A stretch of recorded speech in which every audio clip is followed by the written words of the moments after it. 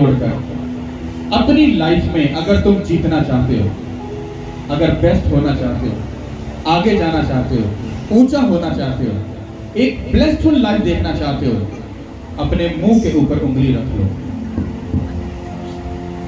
Please किसी के ऊपर उंगली मत उठाओ, किसी के बारे में बुरा मत कहो। अगर कोई अच्छा है या बुरा है, इसका फैसला खुदा करेगा, आप लोग नहीं कर सकते हो। अगर आप लोग ये फैसला करोगे तो आप ये बात शायद नहीं जानते, आप इनडायरेक्टली उस खुदा को गाली निकाल रहे हो, ताना मार रहे हो, तुझे इंसाफ करना नहीं आता, हम तुझसे बेहतर जजमेंट कर सकते हैं। और आप अंदाजा करो कि जब आप जजमेंट करोगे, सोचो वो खुदा आप पर हंसेगा और वो फिर आपको ठट्ठों में उड़ा देगा। मेरी बात समझ आ रही कि नहीं आ रही? ये इस मैसेज के साथ बात जुड़ी हुई है। हालेलुया। आप बैठ जाओ। अगर आप लोग लाइफ में कुछ बेस्ट देखना चाहते हो, आज कितनों को पता है आज ईद पेंटिकोस्ट का दिन है, स्पेशल दिन है। ये एक लाइफ की जर्नी का स्टार्ट होने का ये दिन है। जो स्पिरिचुअल लोग हैं, जो स्पिरिचुअल लोग स्पिरिचुअलिटी को समझते हैं, ये उस दिन की शुरुआत है। खुदावंद यीशु मसीह ने अपने चेलों को क्या कहा था? शहर से बाहर मत जाना जब तक वो वादा पूरा ना हो जो योएल नबी की किताब में लिखा है कि मैं आखिरी वक्त में अपना रूह अपने बेटे का नमक हो। लेकिन अगर नमक का मजा चाहता रहा तो वो किस चीज से नमकीन किया जाएगा? फिर वो किसी काम का नहीं सिवाय इसके कि वो बाहर फेंका जाए और आदमियों के पांव के नीचे रौंदा जाए। हालेलुया। अब आपने इसको ध्यान से समझना है। बाइबल क्या कहती है? तुम जमीन का नमक हो। अगर नमक को आप स्टडी करते हो, नमक को जाकर अगर आप देखते हो, सब कुछ चीजों को देखते हो, तो ऐसा होता है कि जब नमक हम किसी खाने वाली चीज में डालते हैं, उसका टेस्ट बनता है, हम खाते हैं, उसके बाद वो चीज खत्म हो जाती है। लेकिन जब मैंने इसको ओरिजिनल यूनानी जुबान में जाकर पढ़ा, जब मैंने सोल्ड को जाकर स्टडी की, इसको समझा, मैं इसका सिर्फ शॉर्ट कुछ बातें बताऊंगा, क्योंकि अगर मैं इसकी डीप बातें में जाकर बताऊंगा तो मैसेज बहुत लंबा होगा, तो आपको सिर्फ समझना है। जब मैंने इस नमक लफ्ज के मीनिंग्स को समझा जाकर, तो इसका मतलब था समझदार। क्या था? क्या था? समझदार। और आगे लिखा है कि अगर नमक का मजा जाता रहा तो वो किस चीज से फिर नमकीन किया जाएगा?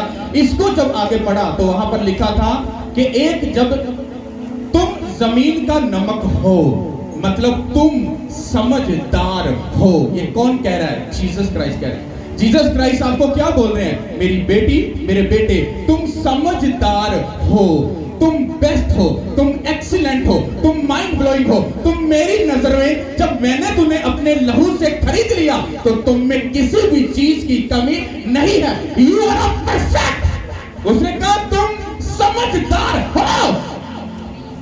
कहता अगर मेरी बेटी, मेरे बेटे समझ, अगर समझदार बंदे की अकल चली गई तो वो क्या बन जाएगा? क्या बन जाएगा? बेवकूफ।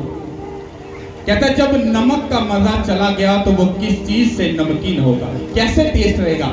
यहां पर लिखा कि जब उसका टेस्ट चला गया तो कहता समझदार का बेवकूफ बनना और बेवकूफ बनाना।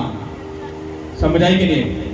ये बंदा क्या है? जीसस क्राइस्ट ने बोला मेरे बेटे तू समझदार है। कहता तेरी अगर समझदारी चली गई तो कहता फिर तू क्या बन गया? बेवकूफ। कहता जब तू बेवकूफ बन गया, तेरा टेस्ट खत्म हो गया, तो कहता अब तू बेवकूफ है, अब तू बेवकूफ खुद भी बनेगा और बेवकूफ बनाएगा भी। ये यूनानी जुबान में जब आप इसको जाकर वर्ड को, सोल्ड को स्टडी करोगे तो वहां पर आपको ये इसकी पूरी डेफिनेशन मिलेगी, वहां पर आपको ये पूरी बात मिलेगी। जीसस क्राइस्ट ने रियल जुबान में क्या कहा? तुम दुनिया में समझदार हो। तुम, अगर मेरी बहन समझ रही है मुझसे जीसस क्राइस्ट बात कर रहे हैं तो वो सिर्फ आपसे ही बात कर रहे हैं। अगर वो भाई सोच रहा है ये मुझसे बात हो रही है तो वो आपसे ही बात कर रहा है। अगर कोई सोच रहा है नहीं नहीं ये तो उसके साथ बात हो रही है, मेरे साथ नहीं हो रही है, तो तुम समझदार नहीं हो। उसने कहा तुम समझदार हो। कहता मेरे बेटे, मेरी बेटी, अगर तू समझदार है तो ये बात याद रख, अगर तेरा टेस्ट खत्म हो गया, तेरी समझ, तेरी अकलमंदी जो मैंने तुझे दी, अगर वो चली गई तो कहता कहता तू बेवकूफ बन गया। कहता जब तू बेवकूफ बन गया तो कहता बेवकूफ बंदा जब बनता है तो फिर वो दूसरों को भी बेवकूफ बनाता है। अगर नमक का मजा चला गया, इसका क्या मतलब है?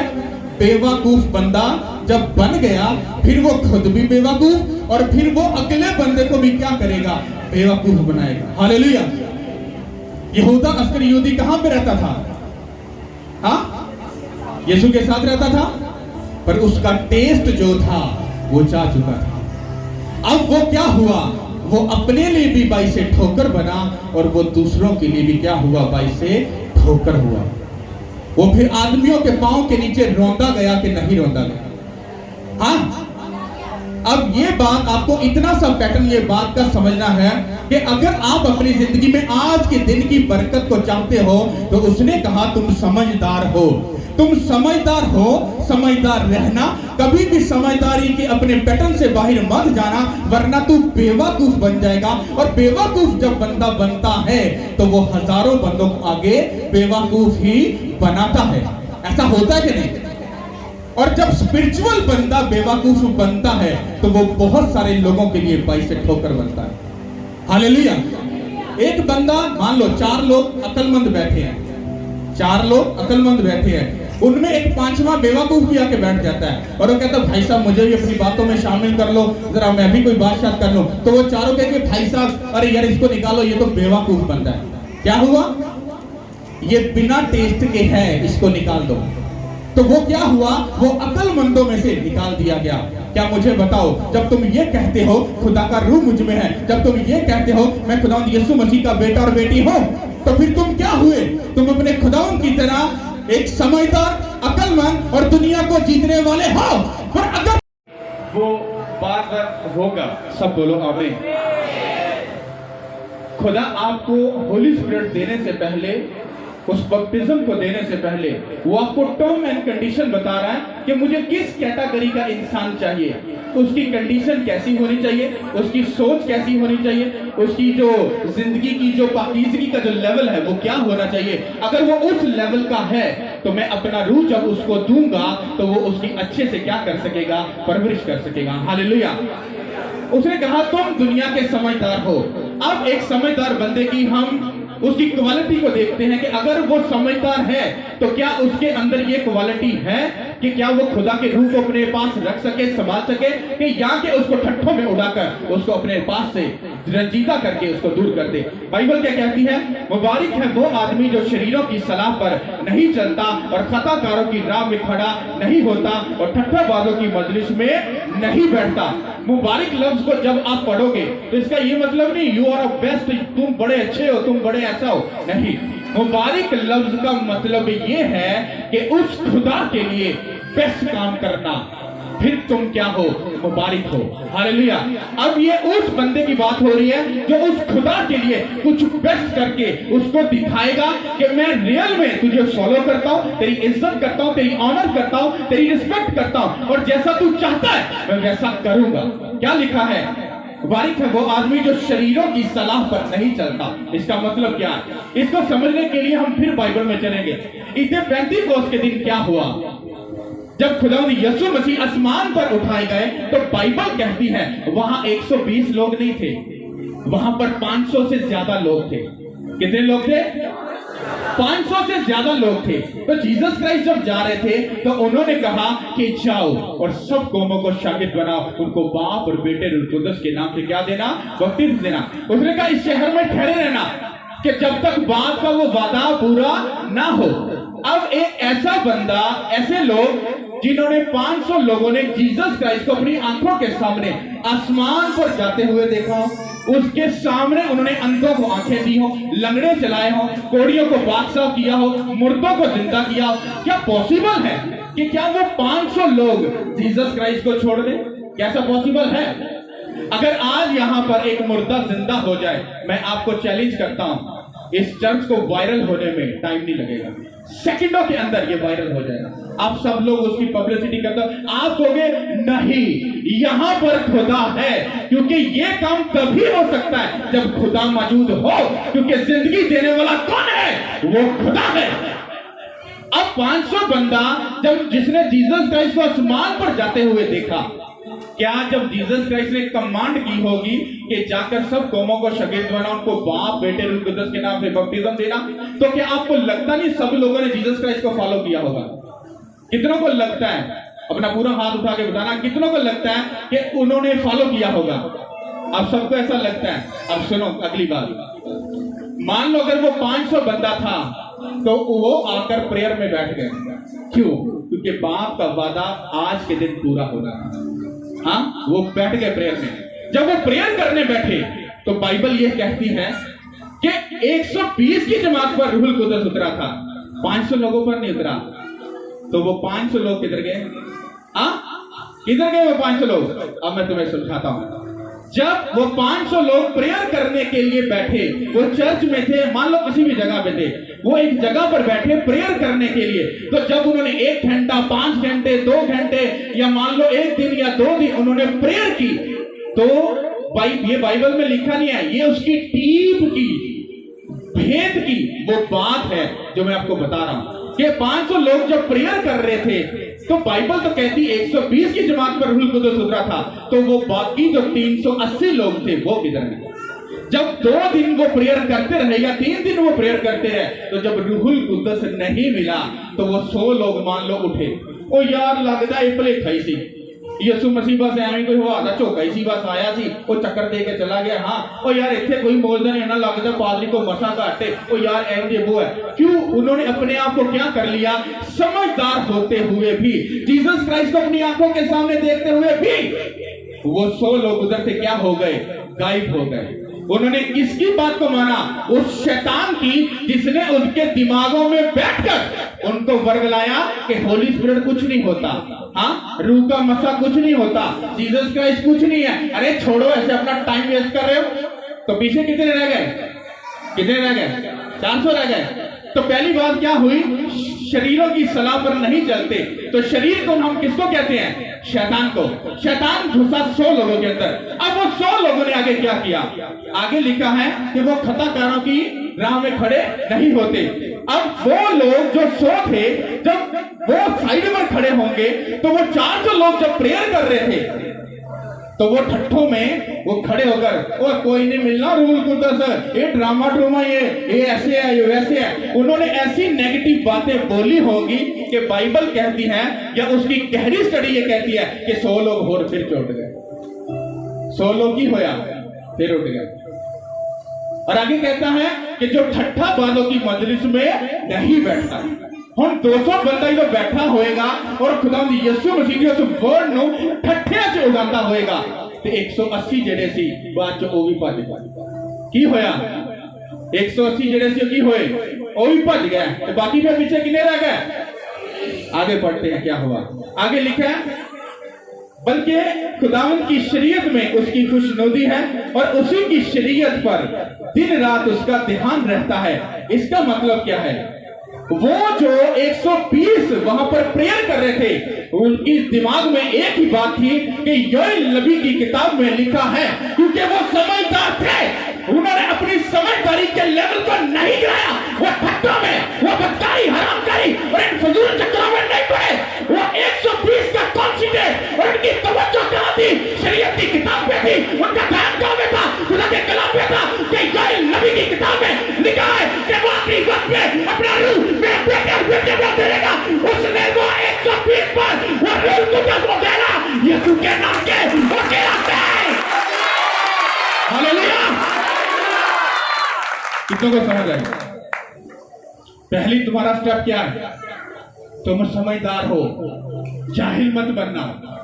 आज भी लोग चर्च में आकर, पादरी ने टाई क्यों लाई है?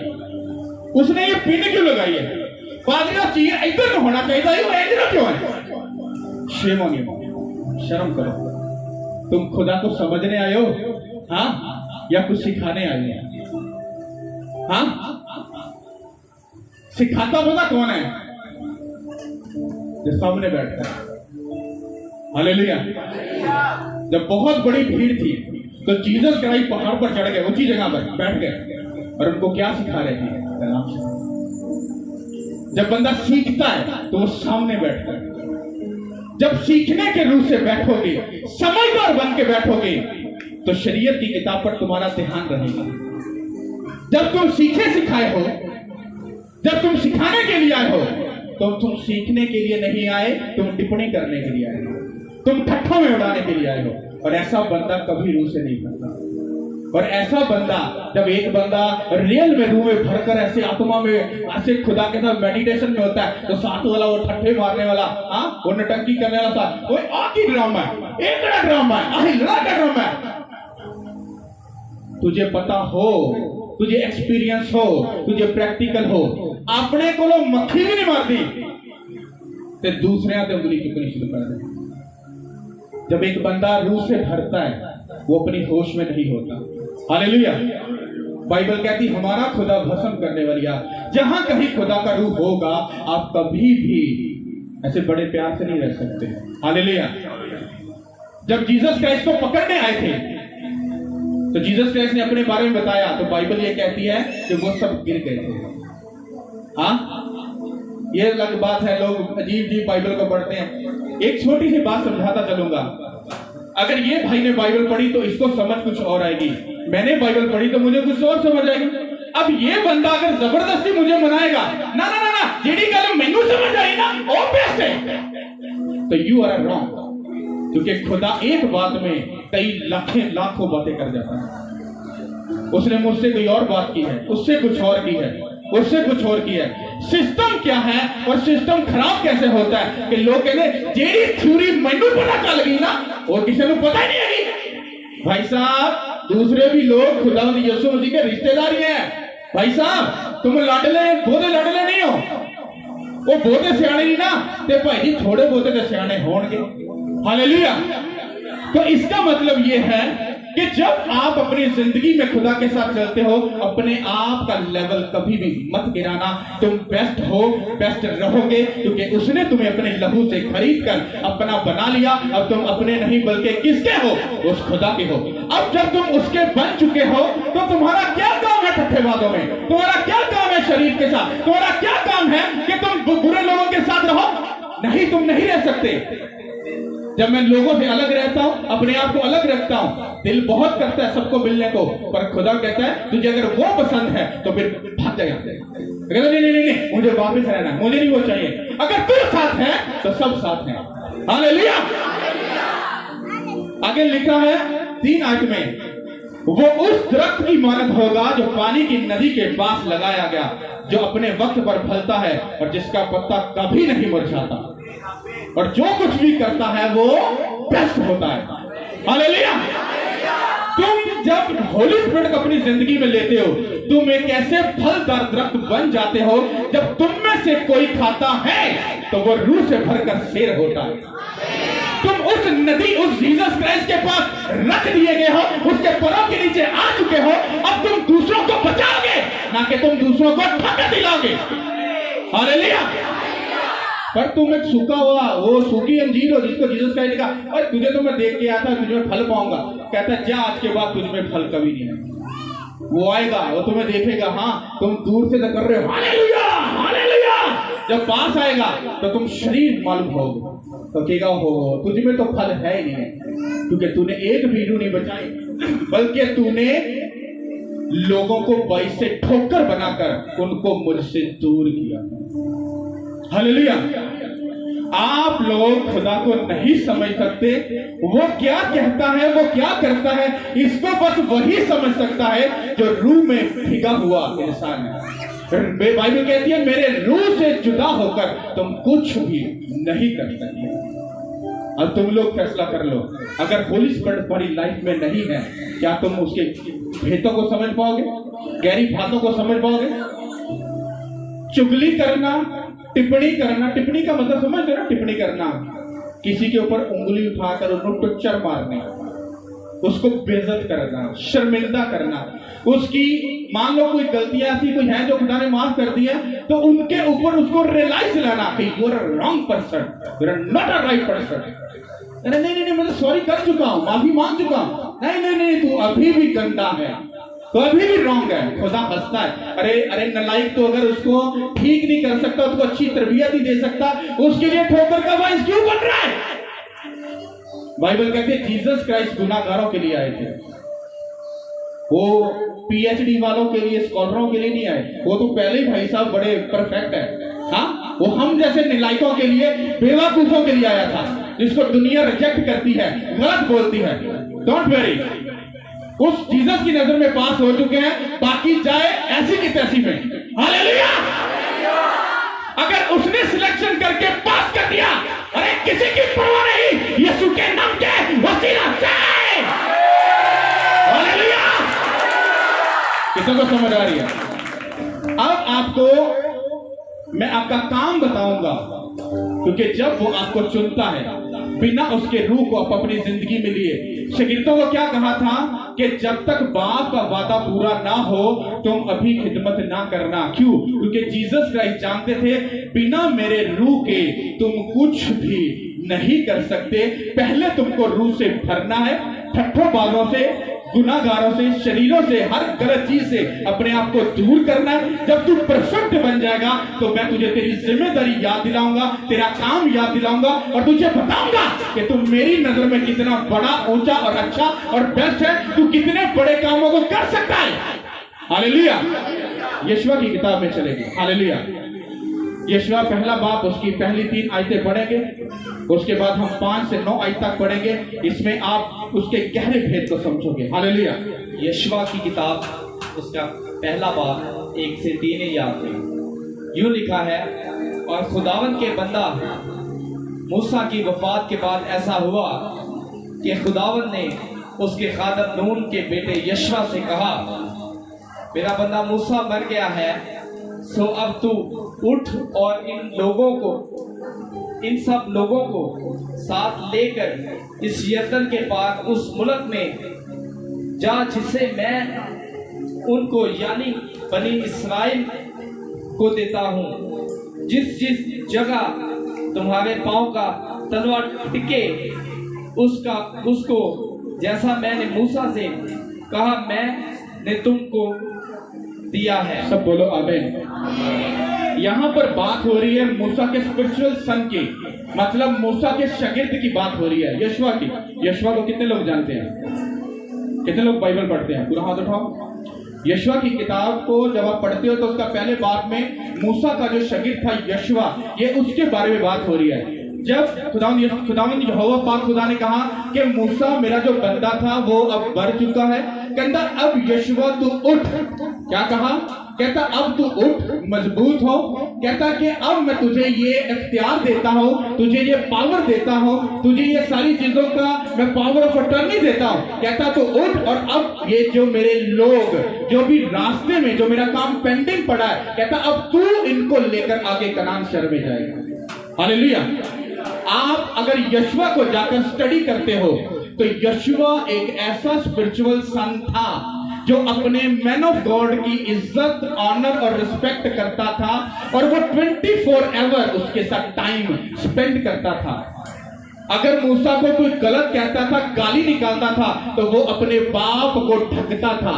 अगर उसकी शर्मिंदगी उसको दी जाती थी, उसकी शर्मिंदगी को ढकता था, ना कि वो अपने स्पिरिचुअल फादर को नंगा करके उसको बेइज्जत करता था। बात समझ आ रही है नहीं? आज लोग ऐसा ही करते हैं।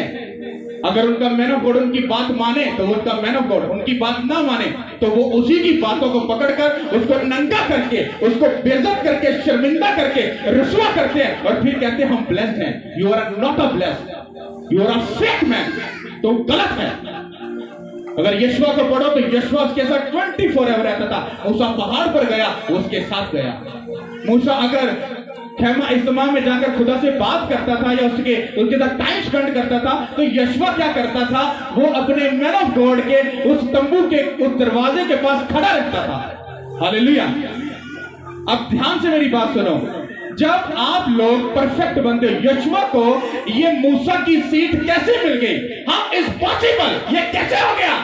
ये इसलिए हो गया क्योंकि यशुआ ने अपनी लाइफ को क्या किया था, परफेक्ट रखा था। उसको ये बात मालूम थी कि मूसा दुनिया का नमक है, वो एक समझदार और बेस्ट इंसान है, और जो मसा उसके मैन ऑफ गॉड पे था वही मसा यशुआ पर आया। तो यशुआ ने भी कहा कि मैं अपने फादर की तरह, अपने उस उस्ताद की तरह समझदार और अकलमंद बनकर कलाम की शरीयत की किताबों पर अमल करके उसको मानकर मैं चलूंगा, और मेरा खुदा यहोवा खुदा जैसे मूसा के साथ था वो मेरे भी साथ रहेगा, यीशु के नाम के वसीला से।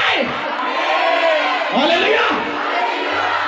और बाइबल कहती है कि जब मूसा को यह इंस्ट्रक्शन दी गई कि तू मेरे लोगों को आगे लेकर जाएगा, तो इसका मतलब है कि यशुआ जो था वो खुदावन यहोवा की नजर में एक परफेक्ट इंसान बन चुका था, अपने अमलों और अपने कर्मों के साथ। वो ऐसे अनजाने में नहीं उठाया गया, वो ऐसे अचानक से नहीं पकड़ के से उठा दिया गया। नो नो नो, उसके अमल थे, उसके कर्म थे, वो लोगों में नहीं रहता था, वो अपने फादर के साथ, खुदा के साथ टाइम स्पेंड करता था, खिदमत करता था, काम करता था। वो ठट्ठाबाज नहीं था, वो नटंकी नहीं था, वो टिप्पणी करने वाला, वो ऐसे ठट्ठाबाजों में बैठने वाला नहीं था। हालेलुया। वो एक परफेक्ट इंसान बनकर अपने बाप के ताबे रहा और अपने बाप का मसा लेकर उसने मूसा के काम को पूरा किया। किसके काम को? मूसा एक ऐसा ब्यूटीफुल मैन ऑफ गॉड था जो खुदा के बड़े नजदीक था, उसका दोस्त था, उसका बेस्ट मैन ऑफ गॉड था। उसकी सीट लेना, उसके पेंडिंग काम को पूरा करना, आप समझ नहीं सकते आप मैं कितनी बड़ी बात कर रहा हूं। उसने कहा यशुआ तू खड़ा हो। यशुआ ने आगे से ये नहीं कहा मैं नहीं ऐसा कर सकता, मैं ऐसा हूं, मैं ऐसा। नो नो नो, यशुआ जानता था कि वो अपनी स्पिरिचुअल कामों को पूरा कर चुका है, वो अपने बाप के ताबे रहा है, उसने सब कामों को पूरा किया। उसके अंदर वो सच्चाई, वो पावर, वो समझदारी थी। उसने कहा आई एग्री विद यू, मैं तैयार हूं इन लोगों को लेकर जाने के लिए यीशु के नाम के वसीला से। हालेलुया। हम 5 आयत से पढ़ेंगे। तेरी जिंदगी भर कोई शख्स तेरे सामने खड़ा ना रह सकेगा। जैसे मैं मूसा के साथ था वैसे ही तेरे साथ रहूंगा। मैं ना तुझ से दस्तबरदार होऊंगा और ना तुझे छोड़ूंगा। सो मजबूत हो जा और हौसला रख, क्योंकि तू इस कौम को उस मुल्क का वारिस कराएगा जिसे मैंने उनको देने की कसम उनके बाप दादा से खाई। तू फकत मजबूत और नहायत दलेर हो जा के एहतियात रख कर उस सारी शरीयत पर अमल करे जिसका हुक्म मेरे बंदा मूसा ने तुझको दिया। उससे ना दाहिने हाथ मुड़ना और ना बाएं, ताकि जहां कहीं तू जाए तुझे खूब कामयाबी हासिल हो।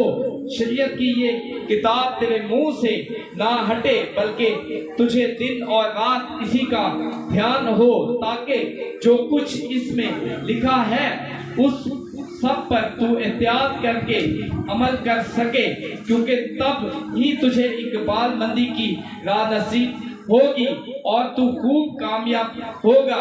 क्या मैंने तुझको हुक्म नहीं दिया? सो मजबूत हो जा और हौसला रखकर खौफ ना खा और बेदिल ना हो, क्योंकि खुदावन तेरा खुदा जहां जहां तू जाए तेरे साथ रहेगा। सब बोलो आमीन।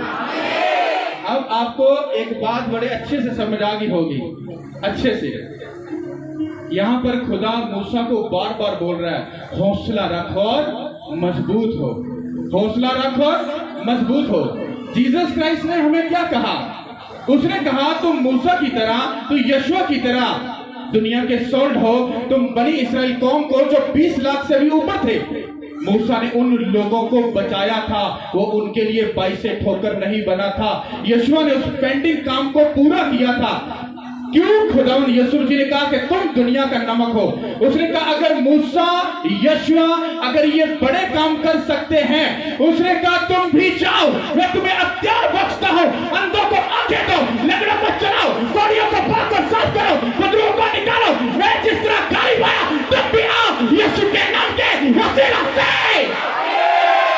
वो तुम्हें अख्तियार बख्श रहा है, वो तुम्हें एक पैटर्न बता रहा है कि तुम समझदार हो, अपने आप को बेवकूफ मत बनाओ। समझदार बनो। और आगे क्या लिखा है कि मुबारक है वो इंसान जो शरीरों की सलाह पर नहीं चलता, खताकारों की राहों में खड़ा नहीं होता, ठट्ठा वालों की मजलिस में नहीं बैठता। कहता है कि वो उस दरख्त की मानद होगा जो नदी के किनारे के पास लगाया गया हो। कहता है शरीयत की ये किताब तेरे मुंह से ना हटे। ज़बूर पे भी उसी बात को रिपीट करके उसका पैटर्न बताया गया कि तुमको कैसे खुदा के साथ चलना है। जब हम यशवा को जाकर पढ़ रहे हैं तो खुदा उससे बात कर रहा है, कहता हौसला रख, मजबूत हो जा। कहता जैसे मैं मूसा के साथ था मैं तेरे भी साथ रहूंगा। How is possible? कैसे खुदा यशवा के साथ रह सकता है? मुझे इसका प्रूफ दो, कैसे पॉसिबल है? पॉसिबल इसलिए था क्योंकि उसने अपने बाप की, उसके मसे की, इज्जत की, वफादारी की और समझदारी की अकल से चलकर उस काम को पूरा किया। और खुदावंद यहोवा ने कहा कि जैसे मैं मूसा के साथ था तेरे भी साथ रहूंगा। जब खुदावंद की आप इज्जत करते हो, ऑनर करते हो, उस खुदावंद को आप पहले दर्जे पर रखते हो, आप उसको ऑनर और इज्जत देकर उसके घर की इज्जत करते हो, उसके मैन ऑफ गॉड की इज्जत करते हो, तो उसका मसा तुम्हारी जिंदगी में आता है। फिर उस मसे के साथ जब तुम चलते हो तो फिर तुम यशवा की तरह कनान शहर में उस बड़े इस्राएल को लेकर जा सकते हो। मतलब आज का जो काम है तुम अपने लोगों को, बहनों को, भाइयों को खुदा की बादशाही में ले जाने के लिए इनको तैयार कर सकते हो यीशु के नाम के वसीले से। हालेलुया। पर अगर तुम ऐसी कंडीशन में नहीं हो, तुम खुदा के प्लान को पूरा कभी नहीं कर सकते। खुदा का प्लान हमेशा उसी की जिंदगी में पूरा होता है जिसमें खुदा का रूह होता है, जो अपने अमलों और कर्मों के साथ उस खुदा की इज्जत और ऑनर करता है। हालेलुया। उसने कहा जैसे मैं मूसा के साथ था तेरे भी साथ रहूंगा। कहता हौसला रख, मजबूत हो। इसका मतलब है कि जैसे आप समझदार और अकलमंद बनकर चलोगे तो लोग आपके अगेंस्ट खड़े होंगे नहीं, वो हो चुके हैं। 100% वो खड़े होंगे तुम्हें गिराने के लिए, तुम्हें डाउन करने के लिए। पर हौसला रख, मजबूत रख, जैसे मैं मूसा के साथ तेरे भी साथ रहूंगा यीशु के नाम के वसीले से। हालेलुया। जब खुदा आपके साथ होगा तो आप बनी इस्राएल कौम को कनान शहर में लेकर जाने वाले बन सकते हो। हालेलुया। नमक का मतलब क्या है? समझदार। नमक का टेस्ट चला गया तो तुम बेवकूफ बनोगे और बेवकूफ बनाओगे। तो तुम बेवकूफ नहीं हो, तुम दुनिया का नमक हो, तुम दुनिया के समझदार इंसान हो। समझदार उसके बेटे और बेटियां हो। अपने आप को ठट्ठों में, हरामकारी से, गंदगी से, हर चीज से दूर रखो और अपने आप में रूहुल कुद्दस के फल को जब लो, तुम्हारे अंदर रूहुल कुद्दस के फल नजर आने चाहिए ताकि तुमको जब कोई भी टेस्ट करे तो वो होली स्पिरिट के फलों को लेकर खाए और वो भी रूह से भर जाए। तुम उस नदी, उसके किनारे लग जाओ कि जहां पर तुम टेस्ट देने वाले बस बनो। हालेलुया। और जब तुम टेस्ट देने वाले बन जाओगे, तुम नहीं जानते, वो तुम्ही से अपोस्टल को खड़ा कर देगा, तुम्ही से वो बेस्ट वर्शिपर को खड़ा करेगा, तुम्ही में से वो एवेंजलिज्म वाले को खड़ा करेगा, तुम्हारी बेटे और बेटियों को वो उठा खड़ा करेगा। उठो और जाओ और मेरे लोगों को बचाओ यीशु के नाम के वसीले से। हालेलुया। कितनों को मेरी बात समझ आई? हालेलुया।